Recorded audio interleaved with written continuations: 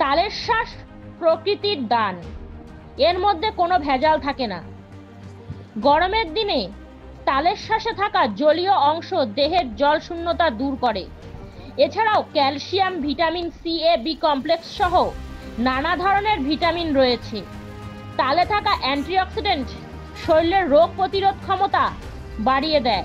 চিকিৎসকদের মতে কচি তালের শাঁস রক্ত শূন্যতা দূর করে, চোখের দৃষ্টিশক্তি ও মুখের রুচি বাড়ায়। তাল শাঁস বা ইংরাজিতে আইস অ্যাপেল আমাদের অত্যন্ত একটি উপযোগী খাদ্য উপাদান।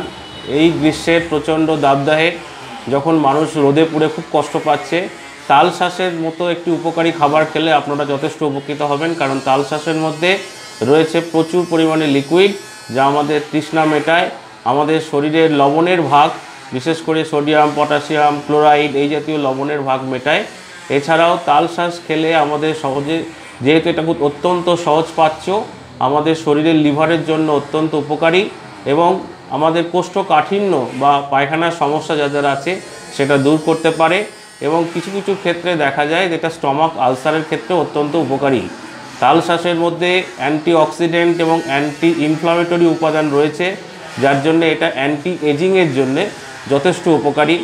এবং তাল শাঁস খাওয়া ছাড়াও আমরা যদি স্কিনের উপরে অ্যাপ্লাই করি, তাহলে যাদের ক্ষেত্রে স্কিনে অ্যালার্জি আছে কিংবা এই প্রিকলি হিট জাতীয় জিনিস যেগুলো এখন এই গরমে হচ্ছে, সেগুলোতে যথেষ্ট উপকারী, কারণ এটা একটা সুদিং এফেক্ট রয়েছে।